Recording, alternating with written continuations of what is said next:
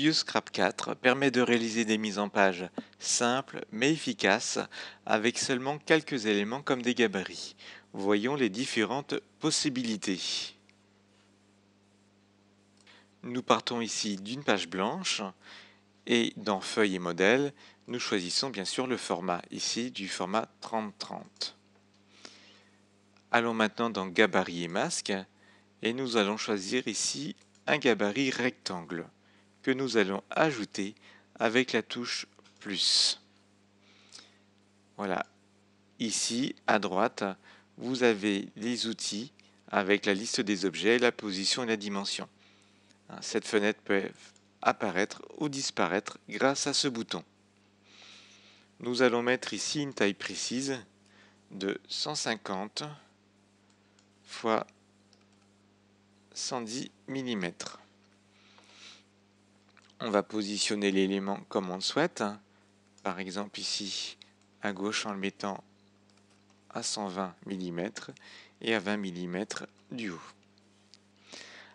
Ce gabarit, je vais le copier-coller pour éviter de remettre les dimensions choisies.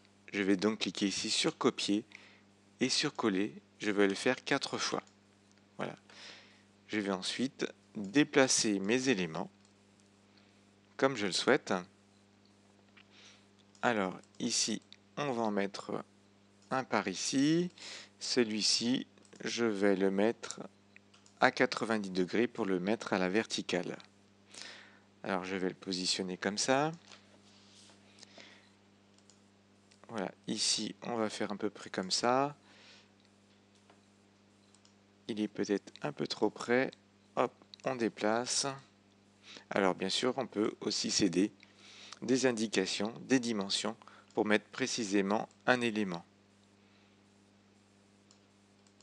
De toute façon, après, tout est modifiable. Alors,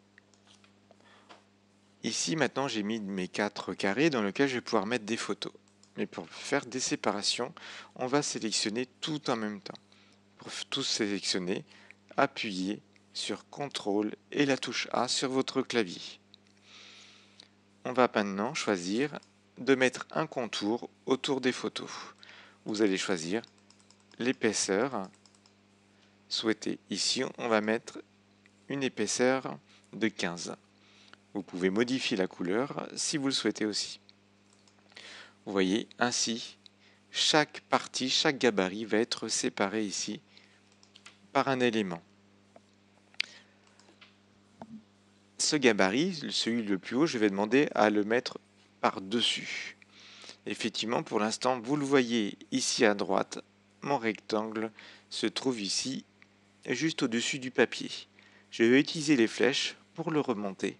Voilà, il se met effectivement ici par-dessus ce gabarit-là. Donc, vous contrôlez et vous modifiez l'ordre ici des éléments grâce à la partie de droite. Je vais pouvoir maintenant mettre les photos de mon choix en allant dans Photos. Je vais mettre cette photo, je la glisse dans la zone. Voilà. Au fur et à mesure, je glisse mes photos et je réalise ma composition. Alors ici, j'ai mis mon gabarit, je vais préférer le monter, voilà, par-dessus l'autre. Alors maintenant, je vais simplement choisir de mettre des petits triangles ici autour de chaque élément. Je retourne dans Gabarit et masque, je vais prendre ici le carré et je l'ajoute. Alors on va fermer la zone du haut pour avoir plus de place. Je prends mon carré, je vais le positionner juste au bord et je vais l'agrandir, voilà, pour arriver au même endroit. Je vais maintenant utiliser le nouvel outil ici qui va me permettre de déformer ce carré. Je clique dessus, je vais diminuer la zone, voilà, et je vais descendre ici le plot jaune jusqu'en bas pour former un triangle qui s'adapte parfaitement à ma composition. Là aussi, pour éviter de refaire cela, je vais cliquer sur le copier et je colle. Il se rajoute un autre triangle identique. Ici, je vais cliquer sur cette icône et choisir de faire un miroir horizontal. Et ensuite, un miroir vertical. Voilà, je vais le positionner ici et réutiliser l'outil de déformation du gabarit. Voilà, je peux ainsi réduire mon élément. Reste plus ici qu'à en positionner. Donc là aussi, je vais faire un copier, un coller, un miroir. Je ne vais pas utiliser le miroir ici, mais plutôt ici par exemple, à 90 degrés. Je le positionne et je vais utiliser ici les outils toujours de déformation. Là, je réduis. Cet élément est fini. Je vais encore coller l'autre gabarit et je vais utiliser ici à moins 90 degrés. Je le positionne et je répète ici la déformation pour descendre un peu plus mon triangle et l'adapter à la zone. Et je vais l'agrandir. Voilà. Après, bien sûr, je peux remoduler, repositionner. Je pourrais effectivement maintenant mettre soit une photo ou une texture dedans. On va aller donc dans couleur et texture et choisir de mettre par exemple voilà, ce carton vert dedans. Alors si vous voulez mettre le même carton partout, touche CTRL sur le clavier, vous cliquez sur chaque gabarit pour tous les sélectionner en même temps. Une fois qu'ils sont tous sélectionnés, vous prenez votre carton et vous allez cliquer sur l'icône qui va permettre d'appliquer le carton au gabarit sélectionné. Voilà, j'ai le même carton partout. Alors, remarquez cependant que votre carton n'est pas forcément dans le même sens. Et bien ici, je vais cliquer sur le triangle, je me mets ici bien en mode photo et je vais faire plus 90 degrés. Voilà.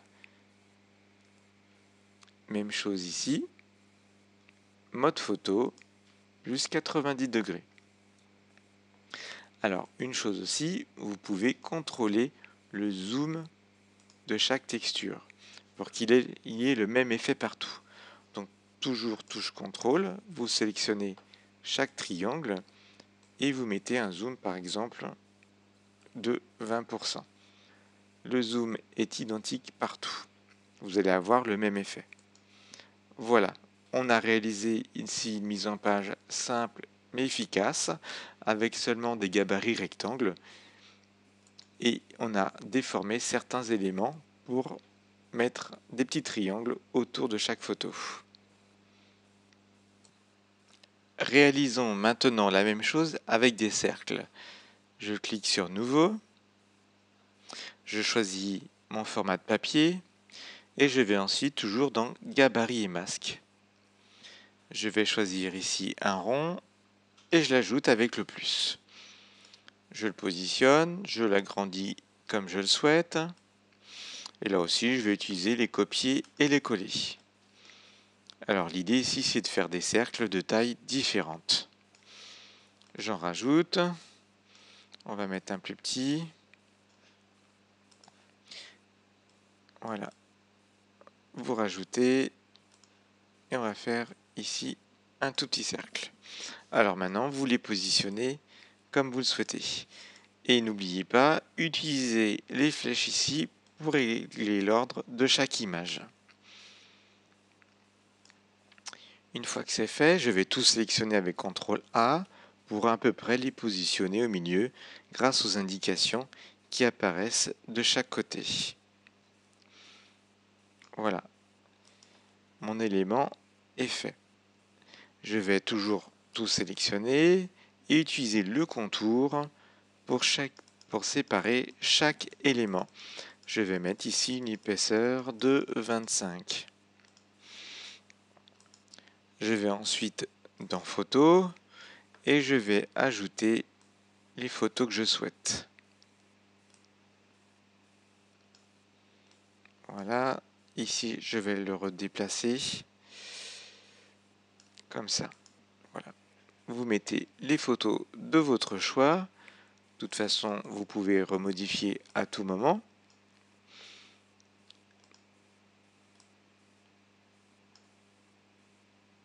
Alors là, je me suis trompé, donc je vais faire annuler. Je vais glisser cette photo dans cette zone. Voilà. Ici, maintenant, je vais choisir de déplacer cet élément.